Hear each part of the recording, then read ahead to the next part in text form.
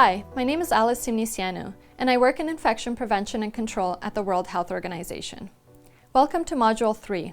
Here we will be discussing IPC in the context of COVID-19 and the standard precautions and additional transmission-based precautions that are recommended. The learning objectives for this module are that you should be able to describe source control, administrative controls, and environmental and engineering controls. You should also be able to describe the WHO recommended IPC measures for healthcare facilities, including when dealing with a suspect or confirmed COVID case. You should also be able to describe additional IPC measures that should be taken to assist in the general preparedness within a healthcare facility. There have been several IPC technical guidance documents posted on the WHO website. Some of them include the infection prevention and control during healthcare when coronavirus infection is suspected. There's also one on home care for patients with suspected coronavirus infection who are presenting with mild symptoms and management of contacts.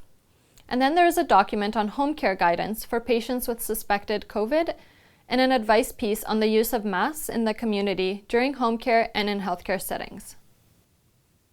Some general WHO advice for COVID for the general community as well as for healthcare workers and others in healthcare facilities. First, you should avoid close contact with people suffering from acute respiratory infections. These are people that are coughing, sneezing, have runny noses, and are clearly unwell. Next, we recommend hand hygiene, especially after direct contact with sick people or their environments.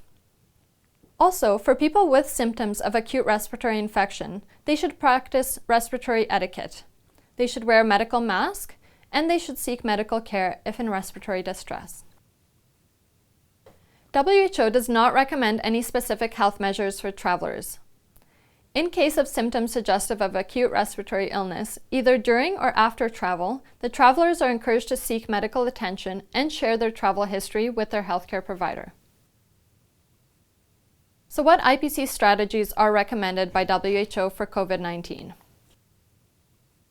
The IPC strategies to prevent or limit transmission in healthcare settings include the following: applying standard precautions for all patients, ensuring triage and early recognition and source control, as well as implementing empiric additional precautions for suspected cases of COVID-19. These are droplet and contact precautions. In addition, implementing administrative controls and using environmental and engineering controls. So recommendation number 1, applying standard precautions for all patients. This is the basic level of IPC precautions to be used for all patients at all times, not just in times of outbreak. The minimum prevention measures that apply at all times to all patients, regardless of suspected or confirmed status of the patient. This risk assessment that should be performed by healthcare workers is critical for all activities. This means assessing each healthcare activity and determining the personal protective equipment that is needed for adequate protection, regardless of their isolation status. The elements of standard precautions are hand hygiene, respiratory etiquette, PPE according to your risk assessment, safe injection practices, sharps management and injury prevention, as well as safe handling, cleaning, and disinfection of patient care equipment. This also includes environmental cleaning and safe handling and cleaning of soiled linen, as well as waste management. This diagram represents the chain of transmission. An infection occurs when a microorganism enters the body and increases in number and damages tissues in the body. For any infection to spread, all steps in the chain must occur. The key to stopping the spread of infection is to break at least one link within the chain. So hand hygiene. We have evidence to prove that this is the best way to prevent the spread of germs in the healthcare setting and in the community at large. We know that our hands are our main tool for work as healthcare workers, and they are the key link in the chain of transmission. Think about this when you are going to touch door handles, touching medication, touching your phone, instruments, and touching patients and their environment. WHO promotes the 5 moments of hand hygiene. Moment number 1 is before you're entering the patient's environment and touching a patient, you should be doing hand hygiene. This involves either alcohol-based hand rub or water and soap. Before preparing a clean or aseptic procedure, you should be practicing hand hygiene again. And after bodily fluid exposure or risk, you should be practicing hand hygiene. This means if you have soiled gloves or soiled hands, you should be taking them off and practicing hand hygiene with water and soap. After touching a patient, you should also be performing hand hygiene. And after leaving the patient's environment or surroundings, you should again be performing hand hygiene. This means that after taking off your PPE, you should be performing hand hygiene as the last step. There are many posters available on the WHO website on how to hand rub using alcohol-based hand rub or how to hand wash using water and soap. Please make note to use the appropriate product and the technique. So we know that alcohol-based hand rub is preferable if the hands are not visibly soiled. We recommend rubbing the hands for 20 to 30 seconds with this. However, if your hands are soiled, we recommend water and soap and a single-use towel when visibly dirty or contaminated with material. We recommend washing with water and soap for 40 to 60 seconds.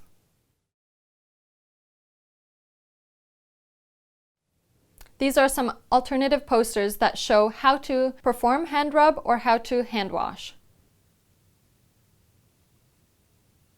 The second element I had mentioned earlier was respiratory hygiene. Why is respiratory hygiene or cough etiquette so important in times of outbreaks such as the one for COVID or any other respiratory outbreak? Good respiratory hygiene or cough etiquette can significantly reduce the spread of microorganisms or germs that cause respiratory infections like the cold, flu, or COVID. This includes turning your head away from others when coughing or sneezing, covering the nose and mouth with a tissue and discarding that tissue immediately, or coughing or sneezing into your elbow if no tissue is available. And then we recommend hand hygiene, cleaning your hands with soap and water or alcohol-based products. So, how to promote respiratory hygiene in a healthcare facility? This is where healthcare workers should be encouraging hand washing for patients with respiratory symptoms, providing them with masks if they are to leave the room, and these patients should be kept away from other patients in their own single room or at least 1 meter away with a mask on. There should be visual aids such as posters all around the healthcare facility for patients and visitors with respiratory symptoms to cover their cough and practice respiratory etiquette, as we previously mentioned, and hand hygiene. So please consider having masks and tissues available for patients in all areas.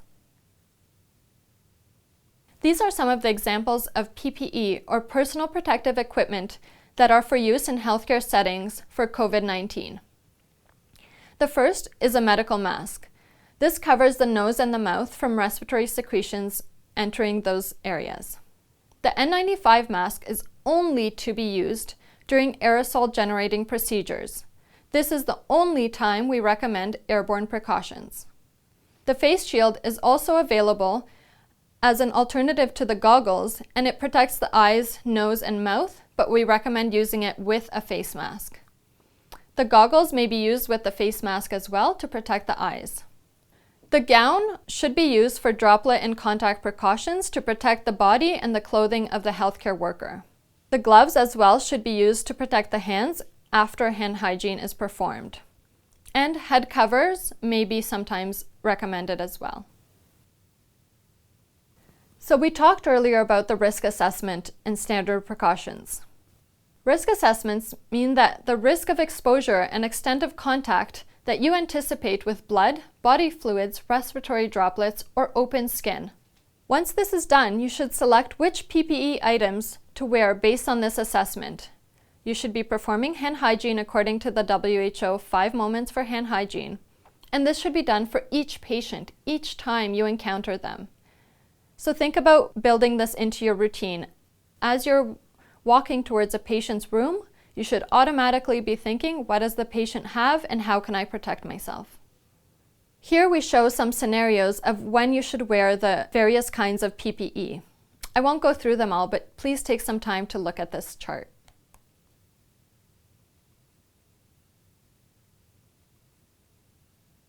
So some of the principles for using PPE.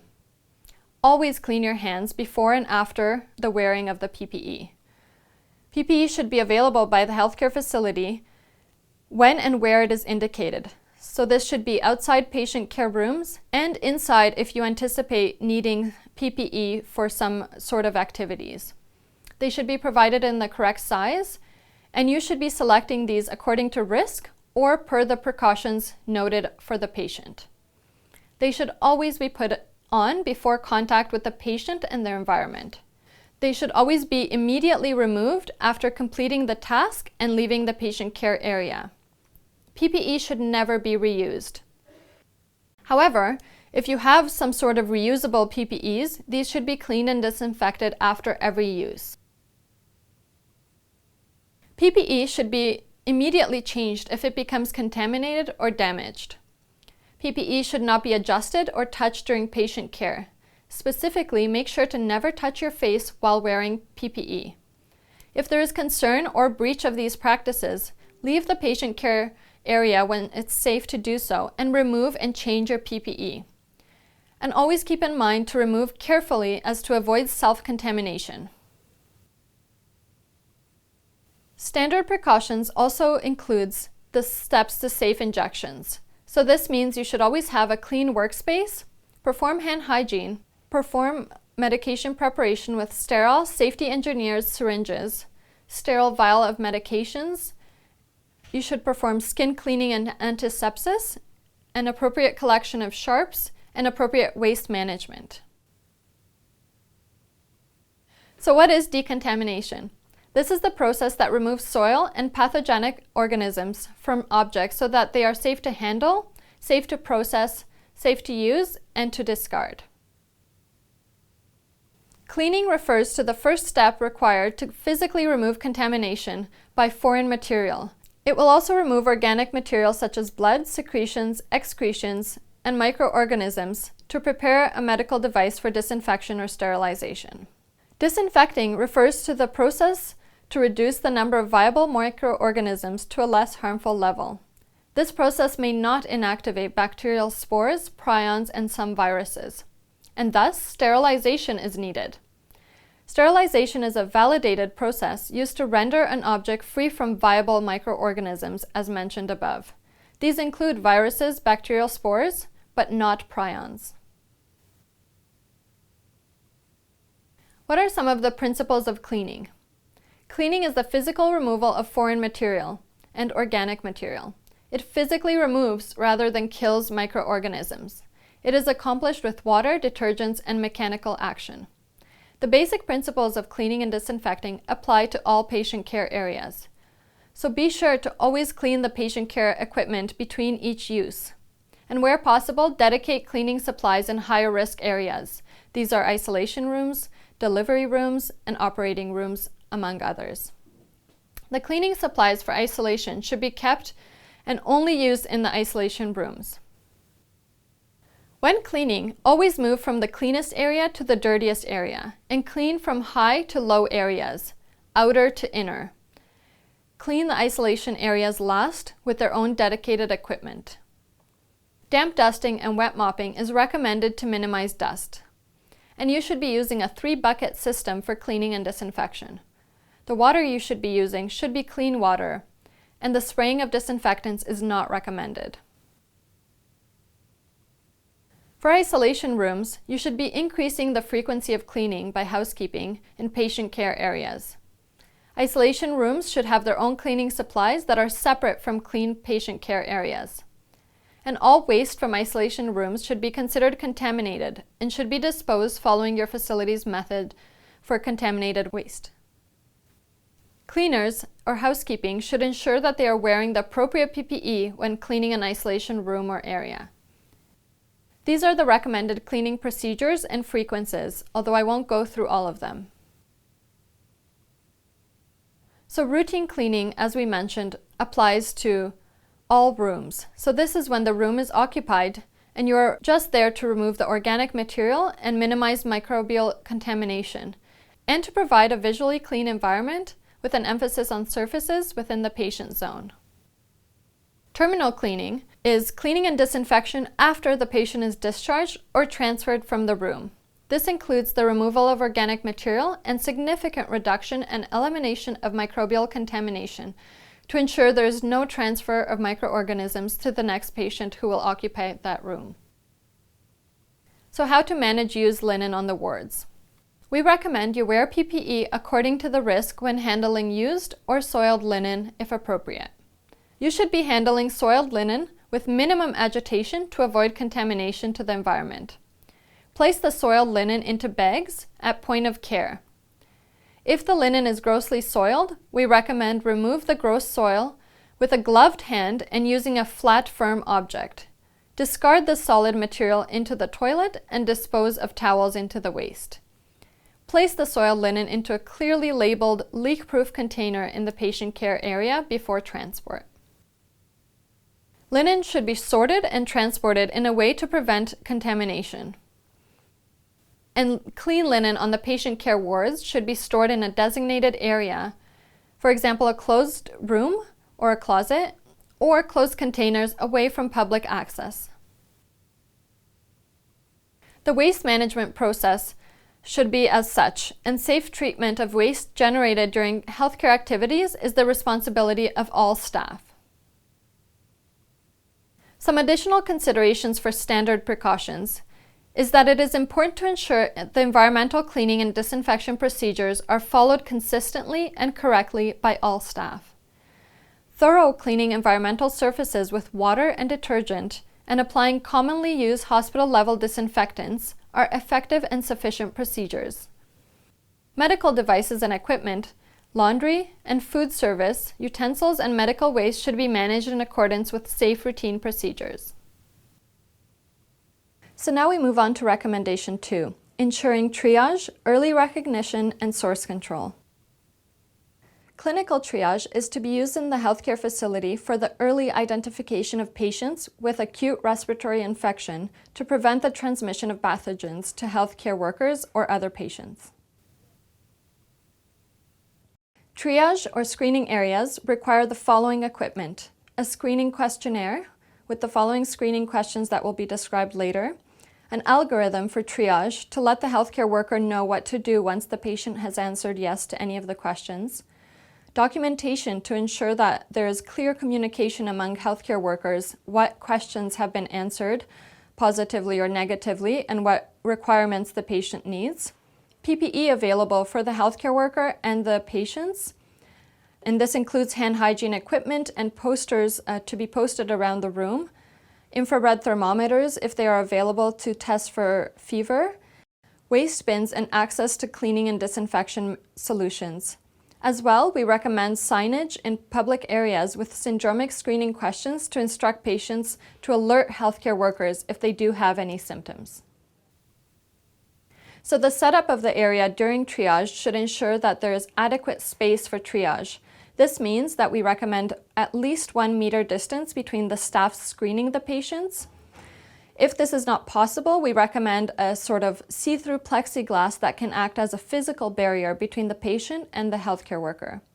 We recommend having hand hygiene alcohol rub and masks available for the patients and for the healthcare workers, as well as gloves and eye protection and gowns if they are needed to assess the patient. We recommend that the waiting room chairs for patients should be at least 1 meter apart. And we recommend a one-way flow for patients and for staff. As I mentioned earlier, we also recommend that there is clear signage, not only for symptoms, but also for directions on where to go and what to say to the healthcare workers. We also recommend that family members or others who are accompanying the patients should maybe wait outside the triage area to prevent overcrowding. These are some of the syndromic surveillance screening questions or posters that can be posted around the waiting room and at entries to the facility. These go through the 3 or 4 basic questions that we need to know from patients coming in. So have they experienced fever? So this is a new onset of fever or a worsening fever of more than 38 degrees in the past 14 days. We recommend including pictures along with these questions in case that they are not English-speaking patients or that they do not understand the language. The second question refers to having any new onset of cough or shortness of breath in the past 14 days. Again, we recommend to have pictures indicating some sort of respiratory symptom. So the third refers to the travel history and the contact. To have general language of asking the patient if they have had travel to a high transmission area or country where there has been COVID-19 cases, or having had contact with someone who has either traveled or experienced respiratory symptoms in the past 14 days. So this one may change as the outbreak progresses. This question is crucial because this would determine if they are also having that travel-related piece of the case definition that we look for COVID-19 cases. So if the patient answers yes to any of these questions, you should consider having them be a suspect patient, and such, you should be recommending that the patient washes their hands, that they sit away from others, and that they wear a mask if they are symptomatic. And on the healthcare worker side, you should think about trying to isolate them as much as possible and as early as possible. So if you have single rooms in the emergency department, that would be ideal, and to place them on isolation on contact and droplet as soon as possible. If a single room is not available, or until it is found, we recommend, again, 1 meter distance from others in the waiting room and that they wear a mask. For the hospital admission and triage and the flow of the patients, we really recommend in these situations where there will be a high flow of patients into the emergency room with respiratory symptoms, we recommend avoid admitting low-risk patients who don't have respiratory symptoms and don't have any underlying diseases. We recommend cohorting patients if they have the same diagnosis, but we don't recommend placing suspect patients with confirmed patients. So the cohorting piece really has to be thought out, and it has to be engaging the infection prevention and control team in the healthcare facility to ensure that the correct decisions are made.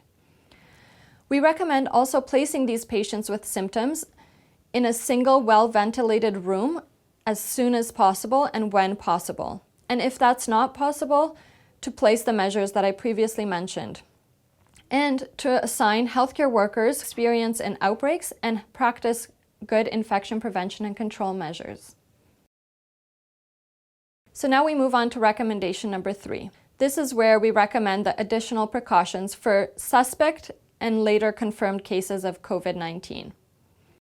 So additional precautions are for patients who are symptomatic and are suspect cases, or they have a confirmed infection with a highly transmissible pathogen, in this case, COVID-19. So when the pathogen is considered important from an epidemiological point of view, we recommend additional precautions.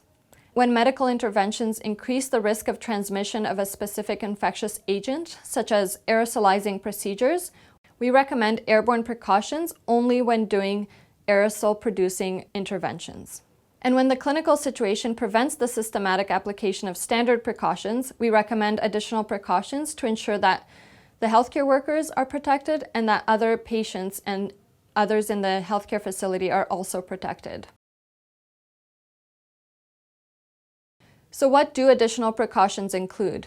Well, they include the standard precautions that we've mentioned previously, and the special accommodations and isolations that come with additional precautions. So these are the single rooms or the space between the beds, which we've mentioned, having a dedicated toilet, and they recommend signage outside of the patient's room or bed to ensure that all healthcare workers going to see that patient are aware the patient is on isolation. They include the PPE, so the PPE that is recommended for contact and droplet precautions, and we will go through it later, and dedicated equipment and cleaning of this equipment between patients and really between patient uses. We also recommend limiting the transport of these patients, and if it must be done for tests, they are recommended to also wear a mask. And of course, as always, we recommend good communication between all healthcare workers and staff caring for the patient. So what is different about transmission-based precautions and standard precautions? Well, transmission-based precautions really include standard precautions and the additional measures that I mentioned. Standard precautions are part of the transmission precautions because we must always remember to maintain the basics that we've previously mentioned, such as hand hygiene. So the types of additional precautions that are based on modes of transmission. There are direct modes, such as direct contact. This occurs through touching, and an individual may transmit organisms to others by skin-to-skin contact or contact with the surfaces in the healthcare facility. Droplet spread refers to the sprays that are relatively large, but they are short range, which means they don't go past 2 meters, and they are usually produced by sneezing or coughing. And then there are the indirect modes. There's indirect contact, which refers to the transfer of an infectious agent from a reservoir to a host through things like airborne transmission, where infectious agents are carried by dust or droplet nuclei suspended in the air. Or there are vehicles that may indirectly transmit an infectious agent, such as patient equipment or surfaces in the environment. Or there are vectors, such as mosquitoes, like we know for other infections, that may carry an infectious agent or may support growth or changes in the agent before it reaches the human host. So coming back to COVID-19, patients who are suspected or confirmed are recommended to be on contact and droplet precautions for all patients with suspected or confirmed COVID-19. Airborne precautions are only recommended for aerosol-generating procedures. So these are things like suctioning of the respiratory tract, intubation, bronchoscopy, or resuscitation, and others. So all patients with respiratory illness should be in a single room, or if possible, should be at least 1 meter away from other patients in a waiting room. And as we've previously mentioned, we do recommend that a team of healthcare workers are dedicated to care exclusively for suspected patients. We recommend these healthcare workers to wear the appropriate PPE at all times when caring for these patients. And of course, not to forget the hand hygiene that should be done any time that the WHO 5 moments of hand hygiene apply, and to keep in mind that this is also before and after removing PPE. As well, equipment should be single-use when possible. If not possible, it should be disinfected between uses. We avoid the transportation of suspected or confirmed cases and have these patients wear masks, and the healthcare workers to wear the appropriate PPE. We recommend routine cleaning of the environment as well as additional cleaning for these rooms. And we recommend limiting the number of healthcare workers, visitors, and family members who are in contact with the patient. And if necessary, everyone must wear PPE when entering the room. We also recommend that visitors or others who are not healthcare worker staff who are dedicated to the patient should be recorded, let's say on a sign-in sheet outside of the patient's room for contact tracing purposes. Precautions should continue until the patient is asymptomatic and the healthcare team deems them no longer infectious. So moving on to the specific types of precautions. Contact precautions ensures that patients are in a single room and that they are to stay in that room. It recommends that hand hygiene is done according to the 5 moments, and in particular before and after removing PPE. We recommend also avoiding touching your face, eyes, nose, or mouth with contaminated gloves or ungloved hands. We recommend that staff always wear the appropriate PPE, and in this case would be gown and gloves, and the appropriate equipment cleaning, disinfection, and sterilization is performed. And as I've mentioned earlier, we recommend regular and enhanced environmental cleaning of this patient area. And of course, to keep in mind to avoid contaminating surfaces that are not involved with direct patient care. The second precautions we recommend is droplet precautions. So again, they should be in a single room or separated by at least 1 meter, and healthcare workers must wear the appropriate PPE. In this case, in addition to what we've mentioned in contact, droplet also ensures that the face is covered. So this requires a medical mask, eye protection, whether that's goggles or a face shield, and a gown. And again, the patient is to stay in the room and not have any movement outside in the inpatient units or in the hospital environment unless they are needed to be transported to a test. And in that case, we again recommend the patient wears a mask and the healthcare workers wear the appropriate PPE. So airborne precautions, as I've mentioned, are only being recommended for aerosol-generating procedures. These are things like bronchoscopy, intubation, resuscitations, and others. For airborne, we also recommend the single room, usually with negative pressure, or if that's not possible, to at least have adequate ventilation. So this is natural ventilation with airflows of at least 160 liters per patient, or in a negative pressure room with at least 12 air exchanges per hour and in a controlled direction of airflow when using mechanical ventilation. So the PPE in total should be the contact droplet, and in cases of aerosol-producing interventions, you should add airborne to that. And for airborne, it requires the N95 masks or the FFP2s or equivalent masks, only for airborne. There are instructions on how to do a proper mask fitting for N95 masks, and these are usually done with the occupational health department in your healthcare facility so that you know what size would best fit you. And every time you put the N95 on your face, you should be required to do a seal check. So this ensures that there is no leakage. And if there is any leakage, that you should be adjusting the position and the straps and retesting the seal. You should ensure every time you go into the room to perform an intervention that these respirators are sealed properly. So how to put on PPE? So you can look at these images and go through the steps, and these should also be outlined in the precautions signage outside of the patient's room.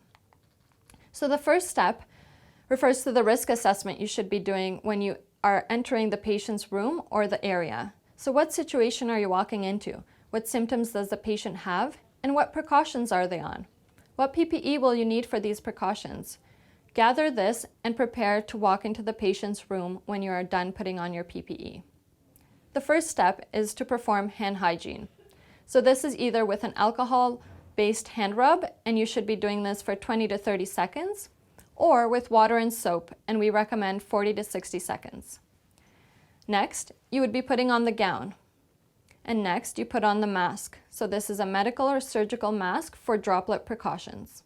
Or if you are going into an airborne precautions room to perform an intervention, you should be putting on the N95 mask and doing the seal check.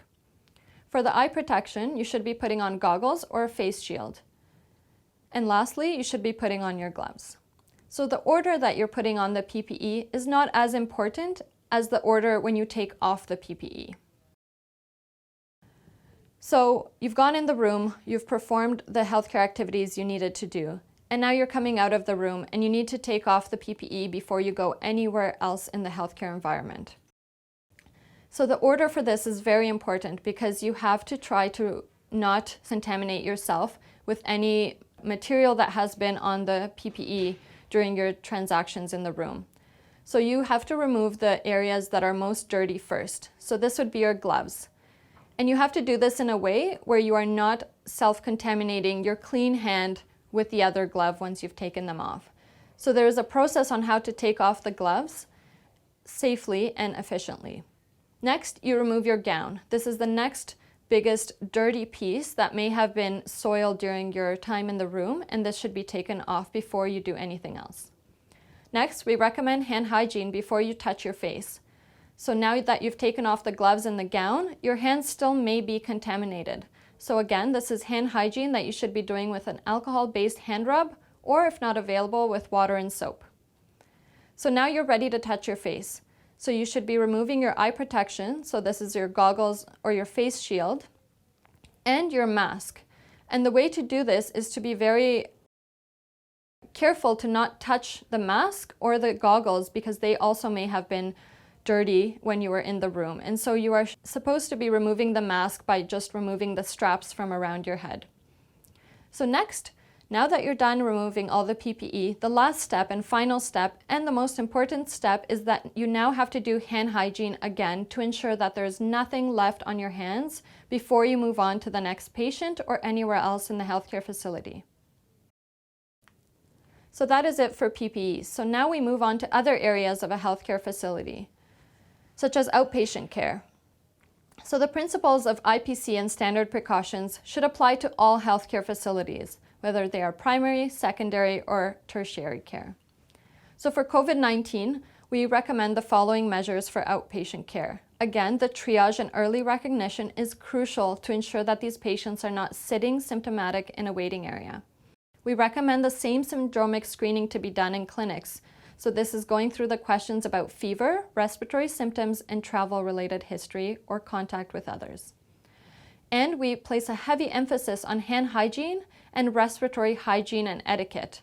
So there should be hand hygiene, alcohol rub, and medical masks available to patients in case they are symptomatic and they are waiting in the waiting area with other patients.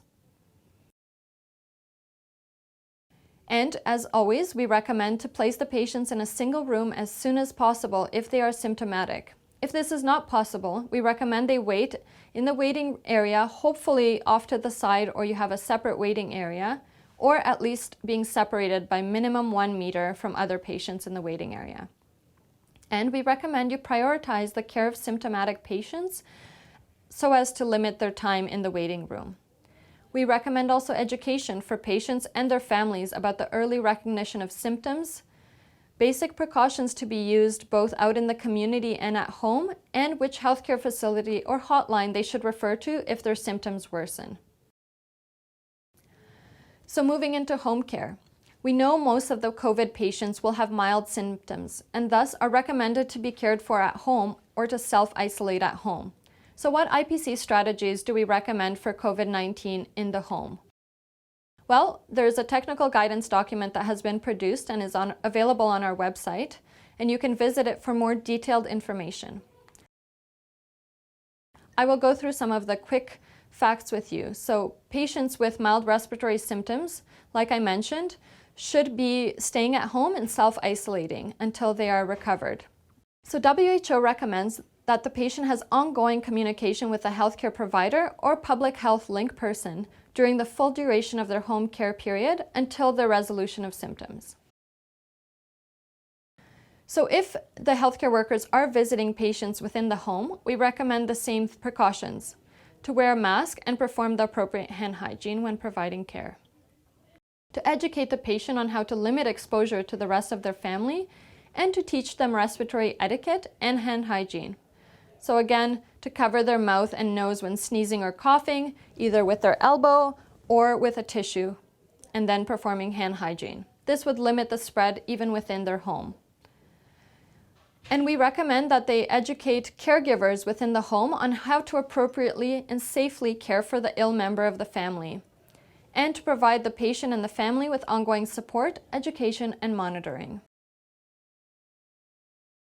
So the caregivers, who are usually the family members, if possible, should be, as I mentioned, educated on the type of care they're supposed to be providing and the available protection that they have to ensure that they don't also get infected. And if they're not providing care, to ensure that they just keep a healthy, safe separation from the ill member of the family just until the symptoms improve. And to remind the patient, if possible, to practice hand hygiene as much as possible, respiratory etiquette, or to wear a mask if they're going to be in the presence of other family members who may be at risk. And that brings us to the end of Module 3. These are the resources that are available on our website, and there are many more that are related to IPC and other areas of COVID-19 case management. So please go to the WHO website and you will find all of the technical guidance documents that we've produced. There's also FAQs there, hopefully answer some of your questions that you may have. And if not, please email us and get in touch with any of the questions that you may have. Thank you to everyone who contributed to this online education, and we look forward to hearing your feedback. Thank you.